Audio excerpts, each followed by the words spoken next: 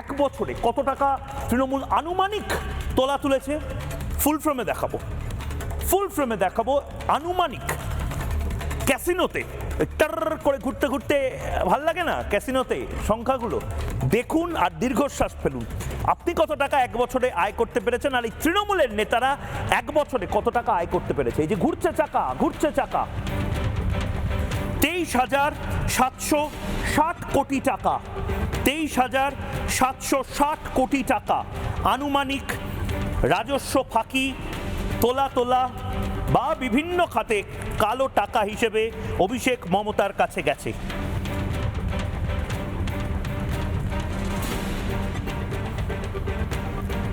সজল ঘোষের কাছে সরাসরি যাব এবার।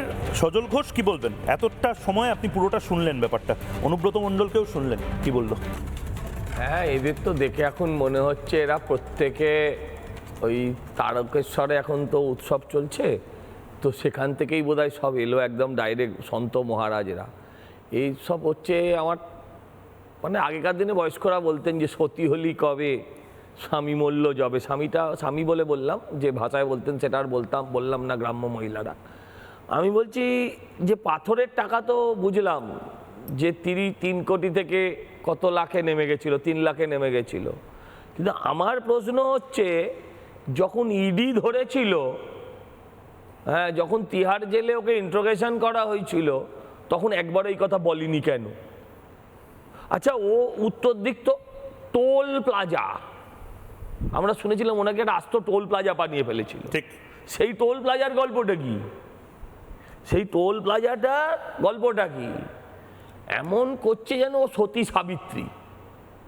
হ্যাঁ, ও একটা চোর, স্বাভাবিকভাবে ও পিসির ভাই হয়ে, হ্যাঁ মানে কেষ্টমণ্ডলের কথা বলছি, দুঃসম্পর্কের ভাই হয়ে, জেলাতুতো ভাই হয়ে ও যা টাকা তুলেছে, হ্যাঁ, তার তুলনায় ভাইপো নিজের রক্তের ব্যাপার আছে, কেউ বলে ভাইপো, কেউ বলে পো, সে যে যাই বলুক, হ্যাঁ, ফলে সে 3 কোটি টাকা ডেলি লুটেছে। ব্যাপারটা আর কি? ব্যাপারটা হচ্ছে ছিচকে চোর, বড় চোর, রাঘব বোয়াল, পুঁটি মাছ, এই তো ব্যাপার। চোর তো এরা প্রত্যেকেই, এ বিষয়ে তো কোনো সন্দেহ নেই। মদনদা বলছে আজকের দিনে কটাক্ষ করে যুবরাজ। মদনদা, আপনি বলেননি কখনো ওকে যুবরাজ?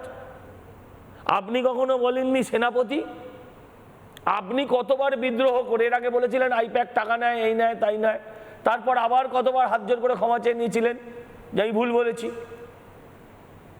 এইগুলো আর কিছু না, শুনুন, এগুলো হচ্ছে সবই ভাবছে এরা বোধহয় এদিক ওদিক করলে বাঁচা যাবে। কেউ বাঁচতে পারবে না, আপনি নিশ্চিত থাকুন।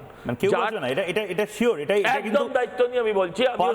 Republic Bangla, BJP party office থেকে শুরু করে সাধারণ মানুষের বাড়িতে চালছে, অন হয়ে আপনার কথা শুনছে। কিন্তু আমিও সরকারের একটা ছোট অংশ তো বটে, হ্যাঁ, একদম ছোট লেজের দিকে, কিন্তু তাহলেও আমি বলছি যে এরা কেউ বাঁচবে না। যত এই ধরনের দুর্নীতিপরায়ণ লোকেরা আছেন, আপনি ভারতবর্ষ ঘুরে দেখে নিন, কেউ বাঁচেনি, এরাও বাঁচবে না। এদের সবাইকে শাস্তি পেতে হবে, যে যেভাবেই বাঁচার চেষ্টা করুক না কেন।